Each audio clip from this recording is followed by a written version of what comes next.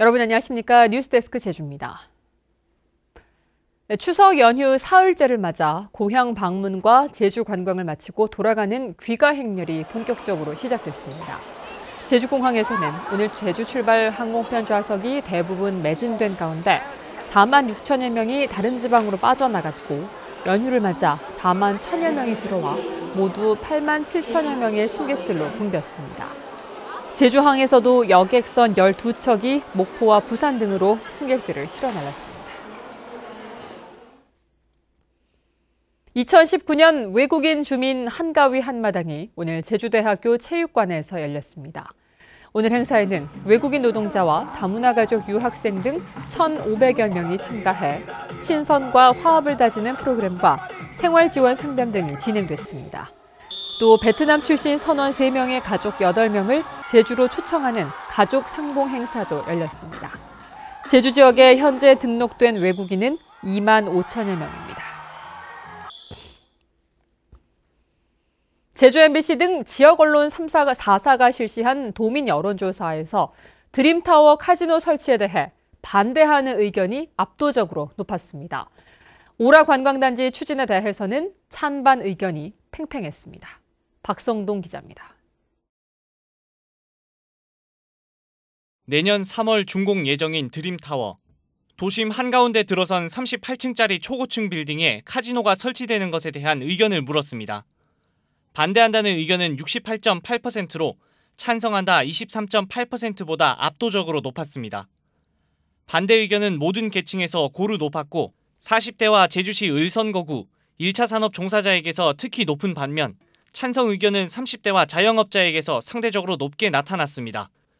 추석 연휴 이후 자본검증위에 최종 권고안이 나올 예정인 오라 관광단지 사업에 대한 도민 의견도 살펴봤습니다. 오라 관광단지 개발을 찬성한다는 의견은 43.4%, 반대한다는 42.4%로 찬반 의견이 팽팽했습니다. 찬성은 30대와 학생층에서 상대적으로 높았고 반대는 40대와 블루칼라 종사자에서 많았습니다. 이번 조사는 제주 MBC를 비롯한 제주 지역 언론 4사가 코리아 리서치에 맡겨 지난 8일과 9일 이틀 동안 도내 성인 남녀 1,521명을 전화로 조사했고 응답률은 선거구별로 15.4%에서 18.9%입니다. MBC 뉴스 박성동입니다. 태풍 때마다 하천 범람 피해를 입어온 제주시 용담동 한천 일대에서 내년부터 정비 사업이 추진됩니다. 제주시는 한천 복개 구간을 자연재해 위험지구로 지정해 내년부터 2022년까지 3년 동안 300억 원을 투입해 복개 구조물을 철거하고 하천 바닥을 정리하겠다고 밝혔습니다. 한천 일대는 지난 2007년 태풍 나리 때 하천 범람으로 4명이 숨졌고 2016년 태풍 차바 때도 차량이 침수됐습니다. 제주에 관광을 온 일행 6명이 복통을 호소해 병원으로 옮겨졌습니다. 오늘 새벽 1시쯤 제주시 한림읍의 한 펜션에 묵고 있던 56살 이모 씨 등 6명이 구토와 복통을 호소해 119 구급대에 의해 병원으로 옮겨졌습니다. 보건당국은 이들이 어제 회를 먹은 뒤 배가 아팠다고 말함에 따라 음식점 등에서 역학조사를 벌이고 있습니다. 정민구 제주도의회 4.3 특별위원장은 다음 달 15일로 끝나는 위원회 활동 기한을 1년 연장하는 결의안을 대표 발의했습니다.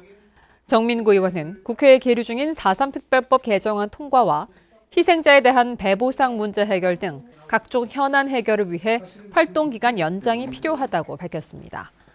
동의안은 오는 18일 개회되는 임시회에서 처리됩니다. 제주도 인구가 내년에 70만 명을 돌파할 것으로 보입니다. 제주도에 따르면 지난달 말 현재 제주도 인구는 69만 6천여 명으로 올 들어 한 달 평균 500명씩 늘고 있어 올해 말에는 69만 8천여 명에 이를 것으로 보입니다. 제주 인구는 최근 5년간 연평균 1만 8천여 명씩 늘었지만 올 들어서는 4천여 명이 늘어 증가세가 한풀 꺾였습니다. 제주 지역 사립유치원의 교원에 비해 원아 숫자가 많은 것으로 나타났습니다. 자유한국당 한선교 의원이 교육부로부터 받은 자료에 따르면 제주 지역 사립유치원의 교원 1인당 원아 수는 14.3명이었습니다.